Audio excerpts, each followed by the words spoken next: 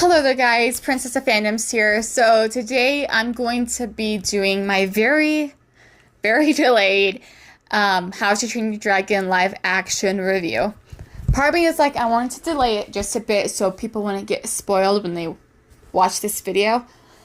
But I understand that some people haven't seen it yet, and I think that was just an excuse of why this video has taken so long to get out. But my review on the How to Train Your Dragon live action. So I honestly think it's incredible. I have seen it 6 times now in theaters because I'm literally obsessed with How to Train Your Dragon, and I'm obsessed with this new How to Train Your Dragon world that they built. I think what my favorite part is, it's not the first original How to Train Your Dragon film, but it's pretty much like the same. It's really cool how they did it. They took out a few parts that I wish were still in there, but I see like why they took them out. So what parts did they take out exactly? So a few of the ones that like really I noticed like a lot was probably when Hiccup is talking to Gobber, and after he said that he did, but the people think that he supposedly shot down a Night Fury. He's saying how his dad never listens to him, and with the excuse me barmaid scene, that scene was taken out, and I was kind of disappointed because that scene is so iconic, and I was so sure that that scene was going to be in the How to Train Your Dragon live action film, but unfortunately it was cut.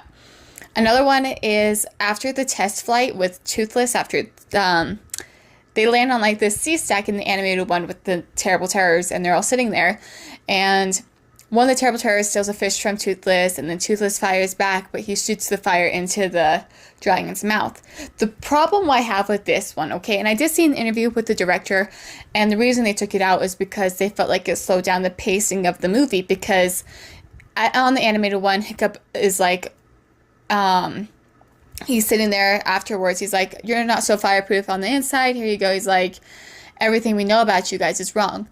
It kind of shows you then that Hiccup understands now how the dragons are different. In the interview for the director, he was saying how at that point in the live action film, Hiccup already knew that the dragons were different than what they thought they were and stuff like that, so they cut it out. The only problem I have with it, though, is I feel like Hiccup learns that move that Toothless uses on the Terrible Terror. He learns it and he uses it on the Red Death at the end of battle. So that's the only reason I was like upset that scene was missing. Another one that was missing was after the training montage with like the dragons and stuff, Hiccup and Toothless have to sneak into Berk because the saddle like got stuck or something, like the piece to his harness was stuck. So they sneak into Berk, they go to the blacksmith to fix it, and then Astrid sees them and they kind of talk about it.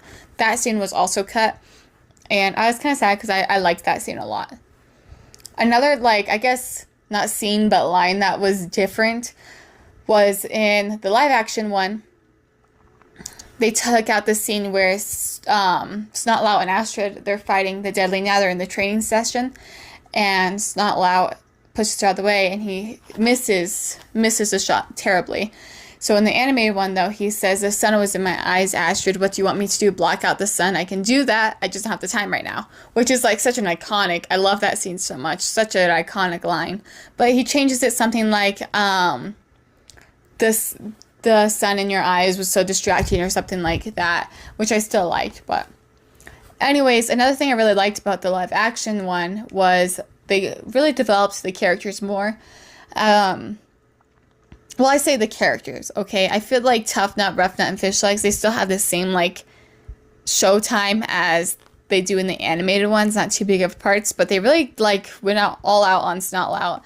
And I thought it was very funny, very iconic. I love the scenes that they gave him.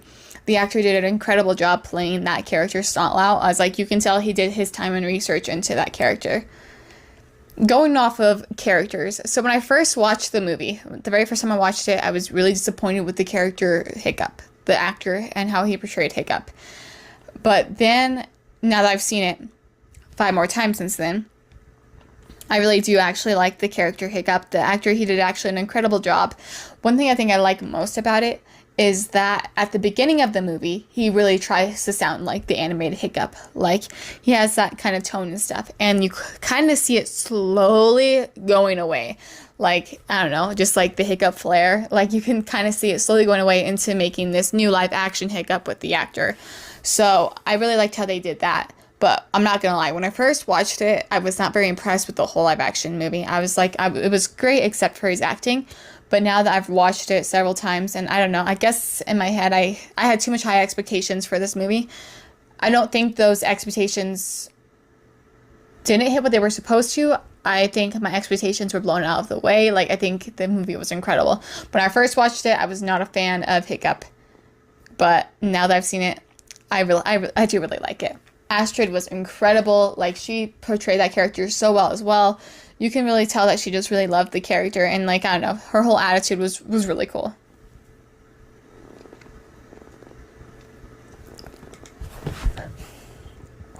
But yes, should you guys go watch this How to Train Your Dragon movie? I certainly think so. It is truly incredible. It's a great summer movie.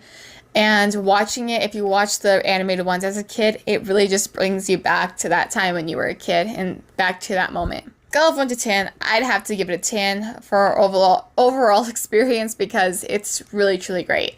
The costume designs, I love the color palette of the movie, and the costume designs just kind of bring that all in together.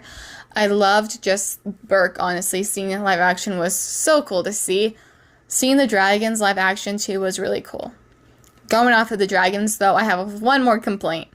So on the How to Train Your Dragon movie, on the first one, like, you only have like the main like 5 dragons. You have the Deadly Nether, you have the Zippleback, the Grunkle, the Monstrous Nightmare, and then like the Night Fury. But going off of that, though, in the second one, you get all these new dragons, like the Rumblehorn, and in the shows you learn about the Skrill and Changewing and stuff like that. So the problem I have, though, is in the live action one, is those dragons are already there, but they're not always at Berk, but like they're at the dragon's nest. Like, you can see like a few Skrills, you can see their cameos, you can see the Rumblehorns, and you can see like a Halbigrunt and stuff like that. To me, I mean, don't get me wrong, I love that they had those dragons in there, but it kind of takes away from the whole thing, because the Skrills was such a huge thing in the show, and there was only supposed to be one Skrill ever, and, well, I don't know ever, but there was like one Skrill remaining, like, but on the How to Train Your Dragon live action, there's just a ton of Skrills. And like the Rumblehorn too, like, it was a big deal in Race to the Edge when they found like the Rumblehorn. It was destroying the edge and stuff, but that's the only complaint I have probably about the whole movie, is they took the plot of like the dragons, they crumble up and just threw it away. Like, I think it would have been really cool if they had those dragons in there, but like when Hiccup's introducing the dragons, like he goes, Gronkles are tough, taking down one of those would definitely get me a girlfriend. Like, that whole scene, you know, I'm talking about when he introduces them.